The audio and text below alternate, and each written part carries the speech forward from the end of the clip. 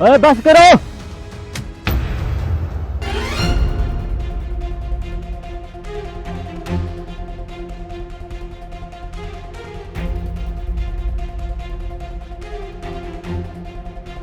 हाँ तो बोल, तू साइन करेगा या फिर मैं अपने तरीके का इस्तेमाल करूं?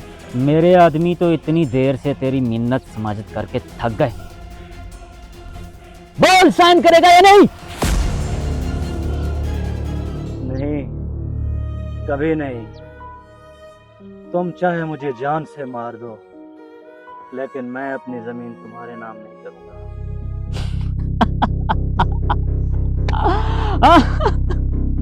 सुना सुना तुमने?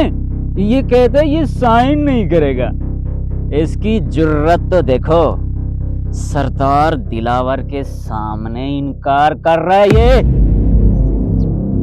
तुम तो क्या, तुम्हारा वो जालिम भाई भी आ जाए फिर भी मैं साइन नहीं करूंगा। अगर तू साइन नहीं करेगा तो तेरा ये हाथ किस काम का? ओ, जरा देखो तो, इसका ये हाथ कितना नर्म और नाजुक है।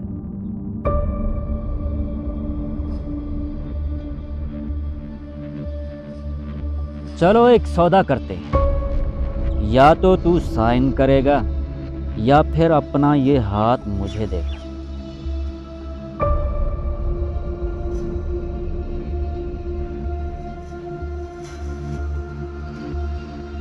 नहीं, छोड़ दो मुझे, मैं ये कभी नहीं करूंगा, जाने दो मुझे। ये हाथ मुझे दे दे गफूरे, मैं कह रहा हूं ये हाथ मुझे दे दे। नहीं, ऐसा मत करो, खुदा के लिए मुझे छोड़ दो। बिना हाथ के मैं अपने बच्चों की रोजी कैसे कमाऊंगा? पकड़ो रे इसे।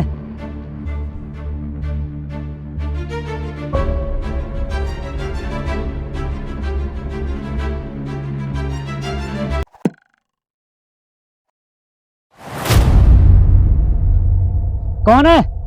कौन है जिसकी इतनी मजाल के हमसे उलझे? तुम्हारी मौत।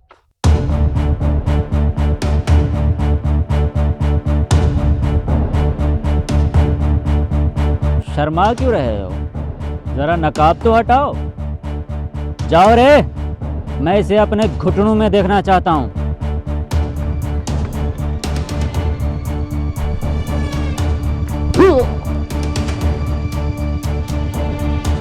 सबके सब निकम्मे हैं, मुझे ही तेरा बंदोबस्त करना पड़ेगा।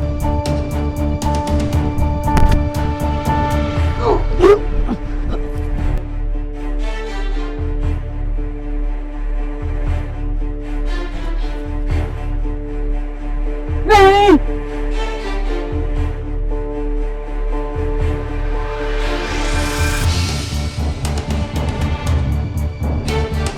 अपने भाई से कह दो आजाद आ गया, अपने कफन का बंदोबस्त कर ले।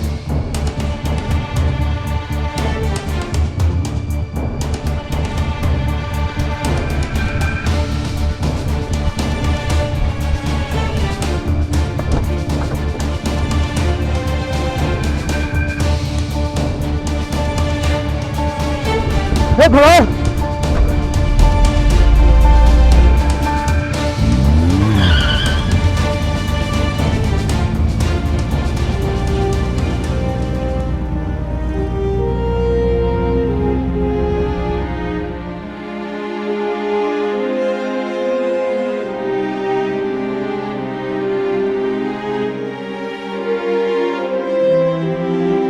कौन हो तुम, और इस तरह यूं मेरी मदद क्यों की? आजाद।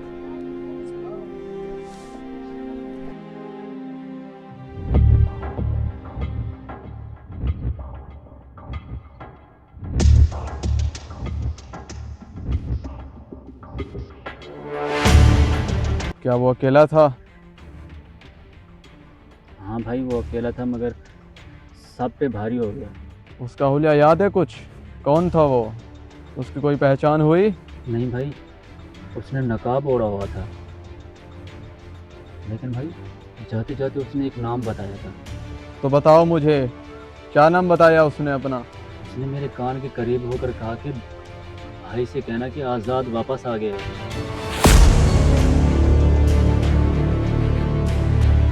आजाद? ये नामुमकिन है। मैंने सोचा था मैंने जड़ काट दी है, लेकिन पता नहीं था अभी भी एक शाख बाकी है उसकी। कौन था भाई वो, और आपको कैसे जानता है? मैं सब समझ गया हूँ। ये वही है, ये मेरी ही गलती है। उस दिन अगर उसे उसके बाप के साथ दफना देता तो आज ये दिन न देखना पड़ता मुझे। मुझे अच्छी तरह से याद है वो दिन। उसके बाप की वो चीखें अभी तक मेरे कानों में गूंजती हैं। वो छोटा सा बच्चा अपनी मासूम आंखों से वो सब देख रहा था। मैंने सोचा था वो डर कर मर गया होगा, पर वो तो सांप का बच्चा निकला जो अब डसने के लिए वापस आ गया है। लेकिन भाई इस बार उसे जिंदा नहीं छोड़ेंगे। जिंदा? दिलावर, मैं उसे इस बार इतनी आसानी से मौत नहीं दूंगा। मैं उसे उसके बाप की अधूरी मौत याद दिलाऊंगा। उसे बताऊंगा कि सरदार कदीर के सामने खड़े होने की कीमत क्या होती है। छोड़ो मुझे, छोड़ो।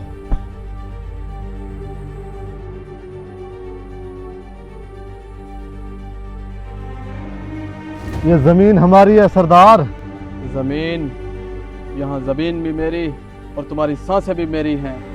मैं जिस जमीन की तरफ इशारा कर दूं वो जमीन मेरी हो जाती है। यहाँ तुम जितना जुल्म कर सकते हो कर लो सरदार, लेकिन याद रखना ये तुम्हारा जुल्म ज्यादा देर तक चलने वाला नहीं है। इस मुल्क में कानून है, अदालतें हैं। मैं हर अदालत का दरवाजा खटखटाऊंगा। मैं कमजोर हूँ तो क्या हुआ, कानून मेरे साथ है। कानून? किस कानून की बात कर रहे हो तुम? ये कानून जब इतने सालों में मेरा कुछ नहीं बिगाड़ सका तो अब क्या कर लेगा मेरा? तुम लोगों की यही तो गलती है। तुम लोग इस हकीकत को समझते ही नहीं कि तुम जिस कानून की बात करते हो वो दरअसल हम जैसे लोगों की हिफाजत के लिए ही बना होता है। जिसके पास जितना पैसा, जितना ताकत, कानून भी उसी की रखवाली करता है। नहीं, मुझे आज भी कानून पर यकीन है। मैं खामोश नहीं बैठूंगा। तुझे क्या लगता है सारा मेला तुझे ऐसे ही छोड़ देने के लिए बनाया है मैंने? तुझे ऐसा क्यों लगता है कि तू यहाँ से जिंदा बच के जाएगा? छोड़ो मुझे, जाने दो मुझे।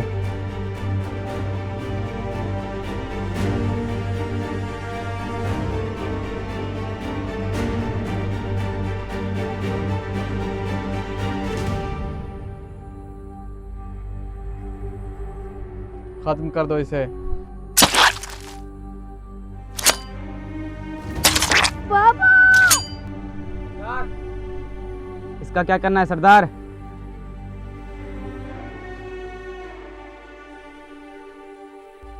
इसे मारकर मुझे मजा नहीं आएगा। इसे जिंदा ही छोड़ दो। इस जालिम दुनिया की ठोकरें खाकर ये खुद ही तड़पते हुए मर जाएगा। चलो रे।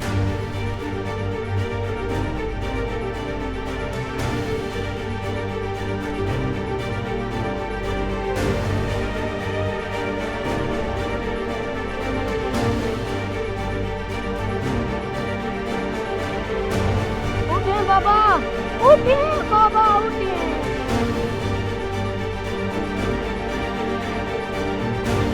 उठे बाबा, मुझे यूं मत छोड़ के जाएं। उठे ना बाबा।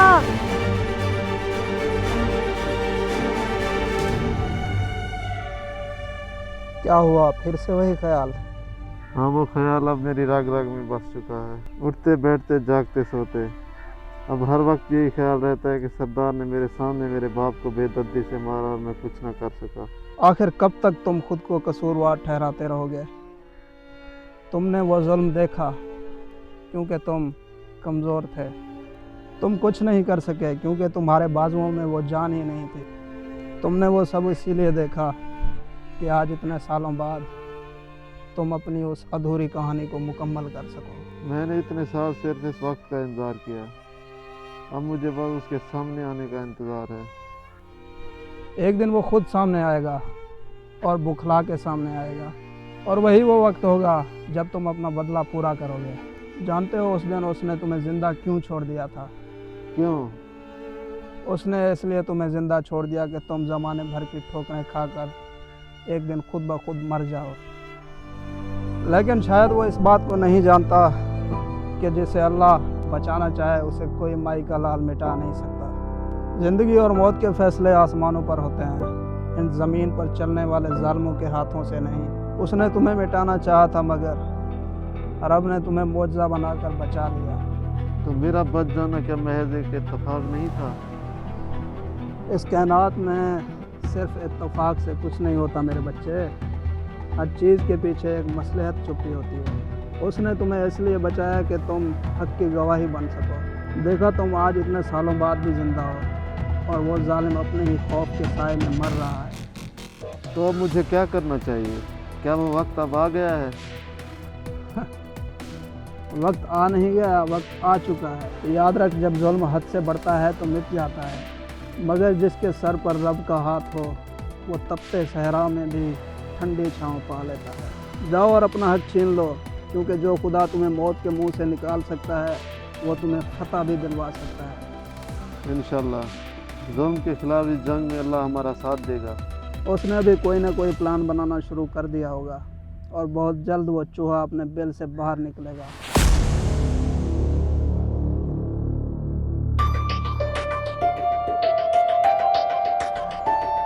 तुम क्या कहते हो दिलावर? किस जगह वो हर हालत में आएगा जहां हम उसे दबोच लें? भाई मेरा तो शैतानी दिमाग ये कह रहा है कि अगर हम गांव के बीचों बीच धावा बोल दें तो ये लोगों को बचाने के लिए ज़रूर आएगा। बहुत खूब, यकीनन वो ज़रूर आएगा। आखिर गांव के लोग भी दोबारा देख लेंगे कि डर क्या होता है। इसी डर के सहारे तो हमने उन पे इतने सालों राज किया है। दिलावर, उसे मारना तो आसान है, लेकिन मैं उसे तोड़ना चाहता हूँ। उसे मालूम होना चाहिए कि जब सरदार कदीर गुस्से में होता है तो ज़मीन भी पनाह नहीं देती। भाई इससे पहले कि वे लोगों को इकट्ठा करें, हमें गांव में अपनी धाक बिठानी होगी। इनके दिलों में खौफ का वो बीज बोना होगा कि जिससे ये आज़ाद का नाम लेने से भी कांपें। ऐसा ही होगा। तुम बस तैयारियां शुरू करो। आखिरकार वो लोग भी देख लेंगे कि सरदार कदीर का कहर कितना दर्दनाक होता है। क्या तुम्हें पता है, गांव में एक नया डाकू आया है। वो लूटने की बजाय लोगों की मदद करता है। एक डाकू वो भी बंदे की मदद करे, एक ही में चीज करे। लोग तो वैसे उसे डाकू कहते हैं, लेकिन जिन घरों में चूल्हा जल रहा है वो उसे मसीहा कहते हैं। उसने ही उनके घरों को उजड़ने से बचाया है। एक शर्त ते मैं हुकुम मसीहा मने साहब, अगर ही वस्ती दे सरदार ते उन्हें भिरा को खत्म कर देवे।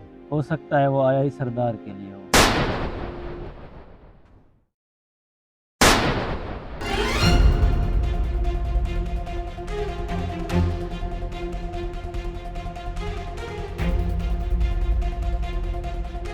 भाजी पता नहीं कहदी शाम आ देगा, भाजी तो भाजी।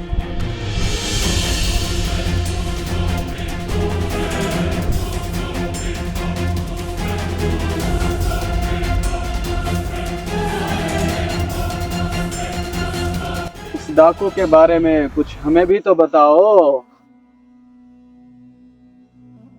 कहाँ गए सब के सब? बाहर निकलो गांव वालों।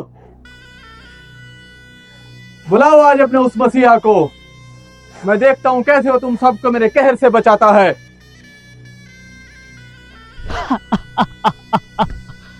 भाग गए सब के सब साले। तुम में कोई मर्द नहीं जो हमारा सामना कर सके। कम से कम अपने उस मसीहा को तो भेज दो हमारे सामने। गांव वालों, तुमने शायद सुना नहीं, भेजो अपने उस मसीहा को, वरना आज तुम सबके घरों को जलाकर राख कर दूंगा मैं।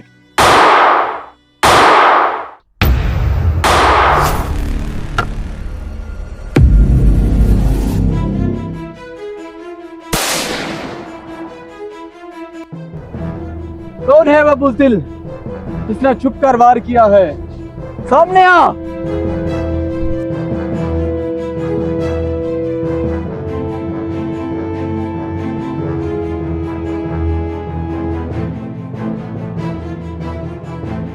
वार बुज़दिलाना नहीं, निशाना मर्दाना है। ये गोली तेरे हाथ पे इसलिए मारी कि आइंदा ये किसी गरीब की पगड़ी उछालने के काबिल ना रहे ये हाथ। ओहो, तो तू वो आजाद है जिसकी गर्दन नापने के लिए मेरे हाथ कब से बेताब हैं। तूने शेर के जबड़े में हाथ डाला है लड़के, अपना अंजाम देखने के लिए तैयार हो जा अब। अंजाम का खौफ उन्हें दिखाना जिन्हें जिंदगी से प्यार हो। मैं तो घर से माथे पर मौत लिखवा के निकला हूँ।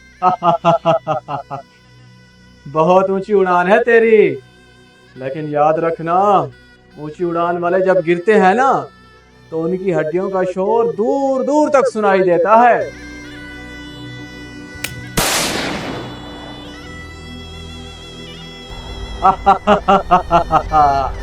सियासत और जंग में सिर्फ ताकत नहीं, चालाकी काम आती है, चालाकी। अब बोल आजाद, क्या हुआ तेरी हिम्मत का? जख्मी शेर और भी खतरनाक होता है सरदार। आज तेरी चालाकी भी तुझे नहीं बचा पाएगी।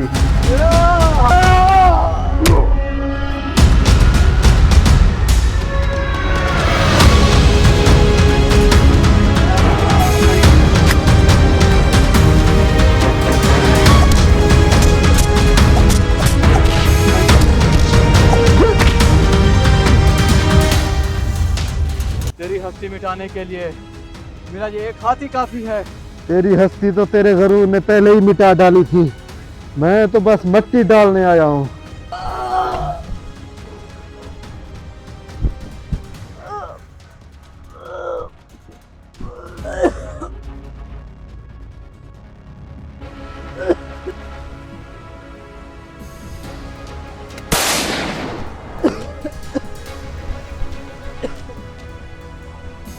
आज तेरी किस्मत अच्छी थी, लेकिन ये हिसाब अभी बाकी है।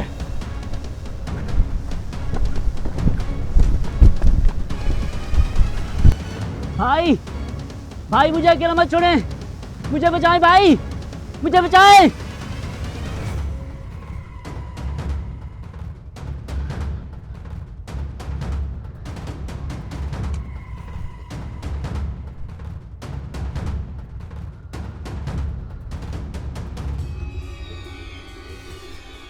पहली बार तुझे इसलिए जाने दिया कि तू अपने भाई को मेरा पैगाम दे दे।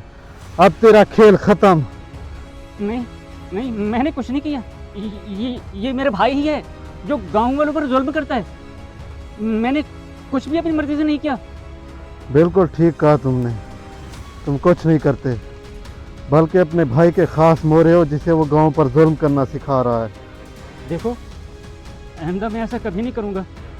तुम चाहो तो मुझे एक मौका और देकर देख लो।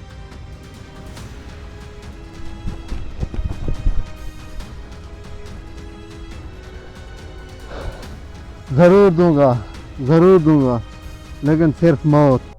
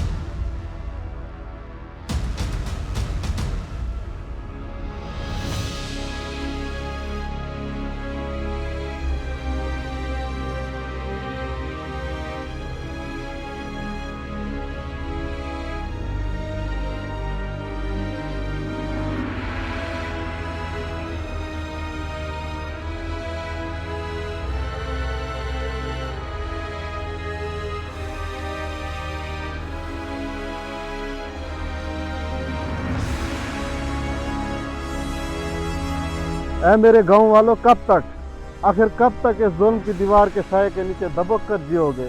तुम्हें लगता है कि कोई मसीहा आसमान से उतरेगा और तुम्हारी जंजीरें काट देगा?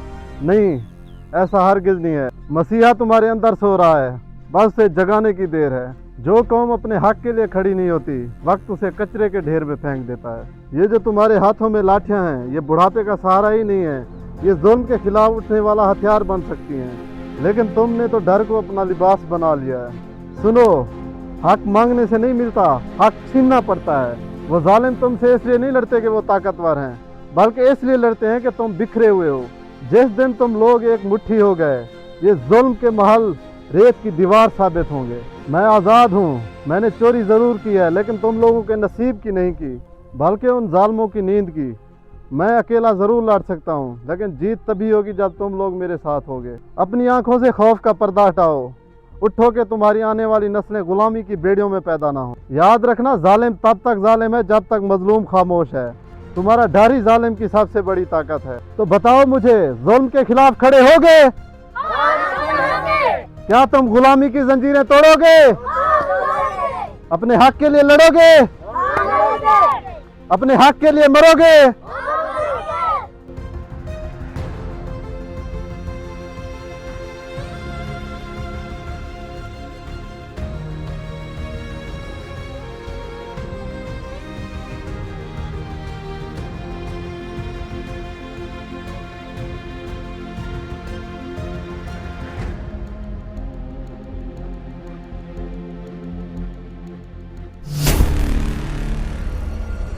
आज वो बच के ना जाए, पूरे गांव का घेराव कर लो।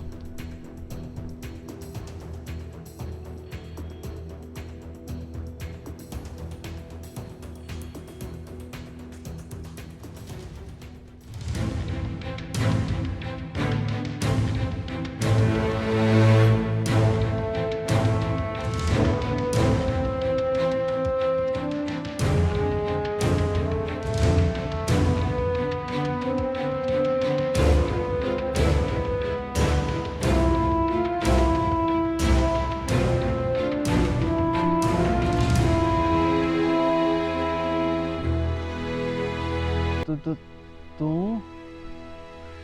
मेरे आदमी ने तुझे बाहर ढूंढने। तेरे आदमी मिट्टी छान रहे हैं, मैं यहाँ तेरे जुल्म की दीवार ढाने आया हूँ। आज शाम का सूरज ढलने से पहले तेरा किस्सा खत्म। जुल्म की उम्र इतनी होती है जितना मजलूम की खामोशी। आज वो खामोशी टूट गई। आज़ाद, मुझे माफ़ कर दे। आज़ाद, आज़ाद, मुझे माफ़ कर दे। मैं सब कुछ वापस कर दूंगा। ये सोना, ये ज़मीन है, ये सब गांव वालों का है। बस मुझे माफ़ कर दे, मुझे जाने दे, मुझे माफ़ कर दे, मुझे जाने दे। जब तूने मेरे बाप को बेरहमी से मारा था, क्या उसने रहम नहीं मांगा था? जब तूने पूरे गांव की बेटियों की इज्जत पामाल की, क्या उस दिन तुझे रहम आया था? रहम उनके लिए होता है सरदार, जिनके दिल में इंसानियत होती है। तू तो एक दरिंदा है और दरिंदे को सिर्फ मौत का हक है।